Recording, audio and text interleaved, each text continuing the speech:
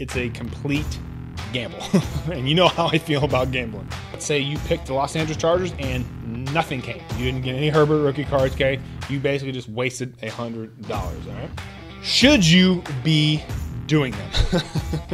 The odds are just simply not in your favor, okay? The numbers don't work.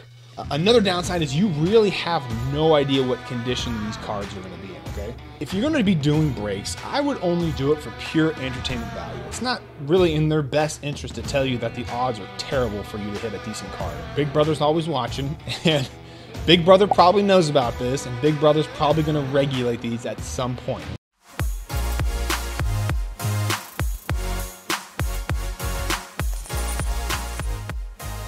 All right, welcome back to another episode of the Power Sports Memorabilia Show. I am your host, Matt Powers. Thank you again for joining me. Please visit the website, powersportsmemorabilia.com. Also, give me a follow over there on Instagram at Powers Autographs. If you like this video, you like this channel, please feel free to like and subscribe. I definitely always appreciate it. Box breaks have become extremely popular in the hobby, not just for sports cards, but also memorabilia as well. Should you be taking part in these box breaks? That's what today's video is going to be all about. We're going to be talking about what are box breaks, why do people do these, should you be doing them? I think you know my answer on that one. And also, what should you possibly do instead of doing box breaks? All right, so let's jump right into it. What are box breaks? A box break is when you take a particular product, for example, like the 2020 Panini Prism Hobby Box, and a breaker, or the person who owns the box, opens it live on Instagram or YouTube. And you can buy into this break. You're either picking spots at random or you're going to pick a particular team. For example, you can choose a particular team such as like the Los Angeles Chargers. You pay for that spot ahead of the breaker opening that product up. And after they open all that product up, you get all the cards for that particular team that you picked. All right. So since there's 32 teams, there's going to be 32 spots. You can pick multiple teams, but typically people only probably pick the team that has the best card options or their favorite team. Some teams may cost more than others. So, for example, the Chargers might be one of the more expensive teams just simply because they have the Justin Herbert rookie card that's in this box. And then, again, you only know the cards after everything has already been opened. So it's a complete gamble. And you know how I feel about gambling. Again, there are many other ways to run a box break, but this is just one typical way of doing it. Okay, why do people do these? Well, first off, entertainment value. Okay, it's, again, just like when you go to Las Vegas, it's extremely exciting to see cards getting put down on the table. You're doing the roulette wheel, whatever it is that you are doing. Okay, gambling is a rush. People get excited about it, and that's why people do it. Sometimes you're going to hit nothing. Sometimes you're going to hit the mother load. But that's one of the main reasons why people do it is entertainment value. Again, another reason is you're hoping to hit a big card on the cheap. Okay, let's say, for example, you bought into that Panini Prism Hobby break and you had the Los Angeles Chargers and you paid let's just say you paid $100 for that particular spot. And you got a Justin Herbert rookie card and you got an autograph one, right? Boom. Okay, you're way up there. You're only into that card for $100. Huge hit, right? You're winning big. But let's say you picked the Los Angeles Chargers and nothing came. You didn't get any Herbert rookie cards, okay? You basically just wasted $100, all right? Another reason is people only want cards from a particular team. Let's say you're a big Chargers fan and you only want cards for that, and that's all you want. Go ahead and buy into that break and you will get those cards. You don't want to waste your time with any other teams. That's your favorite particular team. Another reason is you don't have the funds to maybe buy the entire box. So let's say you're real searching for a Herbert rookie, or you're just, again, you want all those Chargers cards. It's an easy way to do that on the cheap. Should you be doing them? Like I said, this is a straight gamble, and we all know who wins when you're gambling, okay? The house wins every single time. In this case, the house is the breaker. They win regardless if you win or not, every single time. Okay, there's only one or maybe two people that actually hit a fairly decent card in a box. And again, it depends on which box you get. You may have a string of everybody's hitting great cards, okay? You may have some duds, but the averages say that you're probably going to have maybe one, maybe two good cards in a particular box. Okay, it's not going to be worth the time of most people that are doing this particular break. The odds are just simply not in your favor. Okay, the numbers don't work. Let's take, for example, that Panini Prism Hobby box again. On average, it has 2 autographs per box. Okay, so there's 32 teams. Let's say there's 32 spots, which means you've got a 1 in 16 shot to get an autograph card. Okay, and that's assuming it's of somebody of any value, right?